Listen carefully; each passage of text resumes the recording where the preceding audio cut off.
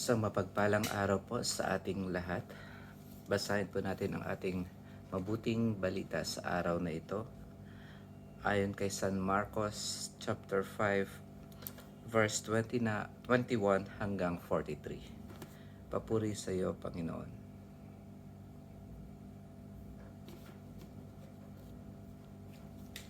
Muling tumawid si Jesus sa ibayo. Nasa baybay pa siya ng lawa ay pinagkalipumpunan na siya ng maraming tao.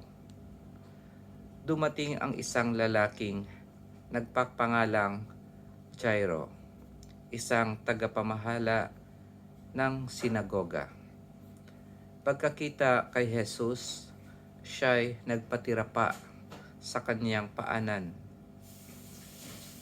At ang samo, "Agaw buhay po ang anak kong dalagita. Kung maaari, sumama kayo sa akin at ipatong ninyo sa kanya ang inyong kamay upang siya'y gumaling at mabuhay." Sumama naman si Jesus at sinundan siya ng napakaraming taong nagsisiksikan anupat kilos, halos maipit na siya.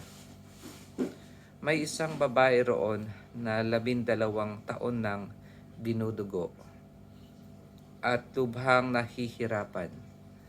Marami ng manggagamot ang tumingin sa kanya at naubos na sa kapapagamot ang kanyang ari-arian, ngunit hindi siya napabuti kahit kaunti, bagkus ay lalong lumubha. Narinig niya ang sinasabi ng mga tao tungkol kay Jesus, kaya't nakipagsiksikan siya hanggang sa makalapit sa likuran ni Jesus at hinipon niya ang damit nito, sapagkat sinabi niya sa sarili, "Mahipo ko lang ang kanyang damit ay gagaling na ako." Biglang tumigil ang kanyang pagdudugo at naramdaman niyang magaling na siya. Naramdaman naman ni Jesus na may kapangyarihang lumabas sa kanya, kaya't bumaling siya sa mga tao at nagtanong, "Sino ang humipos sa akin?" Sumagot ang kanyang mga alagad, "Nakikita po ninyong nagsisiksikan ang napakaraming tao. Bakit itinatanong ninyo kung sino ang humipos sa inyo?" Subalit patuloy na luminga-linga si Jesus, hinahanap ang humipos sa kanya. Palibhasa'y alam ng babae ang nangyari, siya'y nanginginig sa takot na lumapit kay Jesus. Nagpatira pa at ipinagtapat ang buong katotohanan. Sinabi sa kanya ni Jesus, "Anak, pinagaling ka ng iyong pananalig sa akin. Umuwi ka na't ipanatag mo ang iyong kalooban. Lubusan ka ng magaling sa iyong karamdaman." Samantalang nagsasalita pa si Jesus, may ilang dumating mula sa bahay ni Jairo. "Patay na po ang anak ninyo," sabi nila. "Bakit pa ninyo aabalahin ang guro?" Hindi pinansin ni Jesus ang kanilang sinabi. Sa halip ay sinabi sa tagapamahala, "Huwag kang mabagabag, manalig ka." At wala siyang isinama kundi si Pedro at ang magkapatid na Santiago at Juan. Nang dumating sila sa bahay ng tagapamahala, nakita ni Jesus na gulong-gulo ang mga tao. May mga nananangis pa at nananaghoy. Pagpasok niya ay kanyang sinabi, "Bakit kayo nagkakagulo at nananangis? Hindi patay ang bata, natutulog lamang." Ngunit pinagtawanan siya ng mga tao. Pinalabas niya ang lahat, maliban sa ama't ina ng bata at sa 3 alagad, at sila'y pumasok sa kinaroroonan ng bata.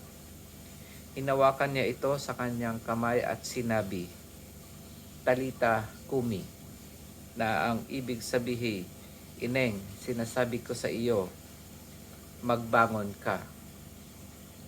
Pagdakay bumangon ang bata at lumakad.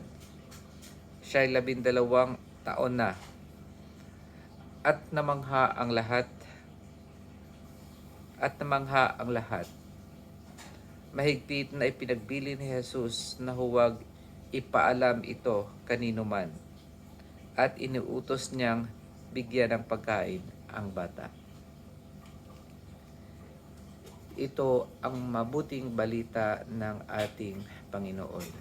Pinupuri ka namin, Panginoong Hesukristo. Yung tungkol po dun sa babaeng nagdudugo, yung meron siyang hemorrhage, ito siguro yung nagiging modelo ng mga ibang kapatid natin na Kristiyano or mananampalataya na humahawak sa mga parts ng image ni Jesus. Kasi dito, ang pananampalataya ng babae dito ay mahawakan lamang ang laylay ng damit ng Panginoon ay gagaling na siya. At tunay nga na gumaling siya ng lubusan ayon kay Jesus.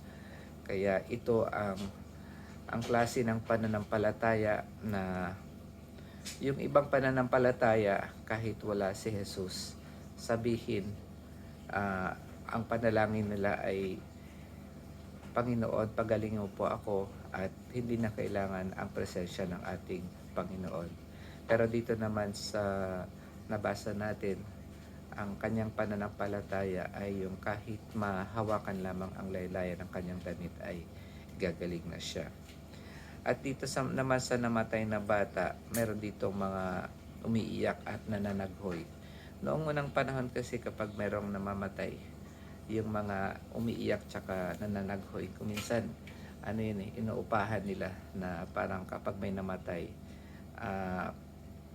magtatawag na sila o kaya uupa na sila ng mga taong iiyak para dun sa namatay.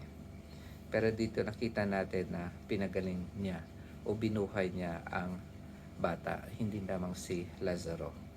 So marami pa siyang mga kababalaghan or mga miracles na nagawa na hindi nabanggit dito sa ating mabuting balita. Yun lamang po mga kapatid, maraming salamat sa pakikinig at magkita-kita po tayo ulit bukas. Pagpalain po tayo ng Panginoon.